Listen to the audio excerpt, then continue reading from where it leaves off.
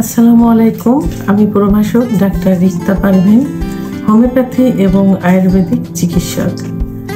অনেকেই কমেন্টস করে থাকেন, অর্থাৎ অনেক পুরুষ কমেন্টস করে থাকেন যে তার স্ত্রীর সঙ্গে সহবাস করতে গেলে জায়গাটা শুষ্ক থাকে, অর্থাৎ পিচ্ছিল হয় না। এর জন্য কি ক্রিম ব্যবহার করতে পারি, অথবা কোনো অয়েল ব্যবহার করতে পারবো কিনা। আবার অনেক মেয়েরাও প্রশ্ন করে থাকেন যে সহবাসে গেলে আমার খুব ব্যথা করে, জায়গাটা শুকনো থাকে, আমি কোনো কিছু অনুভব করতে পারি না। তো সেক্ষেত্রে আমরা কোনো অয়েল বা ক্রিম ব্যবহার করতে পারবো কিনা। ধন্যবাদ সুন্দর একটা কমেন্টস করার জন্য।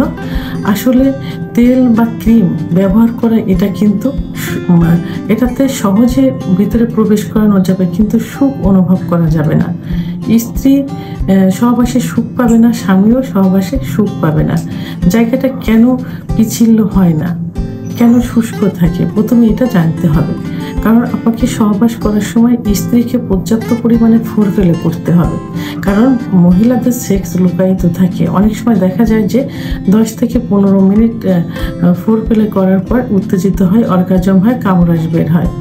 তো সেক্ষেত্রে স্ত্রীকে পর্যাপ্ত পরিমাণে ফোরপেলে করতে হবে। ফোরপেলে করার পরেও যদি উত্তেজিত না হয়, সেক্ষেত্রে মনে করতে হবে যে আপনার স্ত্রীর অর্থাৎ আপনার যৌন চাহিদাটা কমে গেছে, সেক্স হরমোন কমে গেছে। সেক্ষেত্রে অবশ্যই আপনাকে একজন অভিজ্ঞ সম্পন্ন নিষ্ঠাকৃত ডাক্তারের শরণাপন্ন হতে হবে।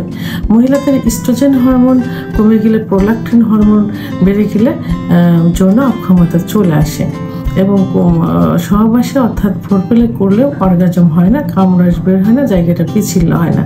সেক্ষেত্রে আপনারা একজন ডাক্তারের শরণাপন্ন হন, চিকিৎসা নেন, দেখবেন এটা ঠিক হয়ে যাবে। অর্থাৎ সেক্স হরমোন ফিরে আসবে, যৌন ক্ষমতা ফিরে আসবে। তখন সহবাসে কোনো তেল বা অয়েল ব্যবহার করা লাগবে না। তখন ফোরপেলে করলেই অর্থাৎ সামান্য উত্তেজনাতে অর্গাজম হয়ে যাবে, কামরাস বের হবে, জায়গাটা পিচ্ছিল হবে এবং সহজেই সহবাস করা যাবে।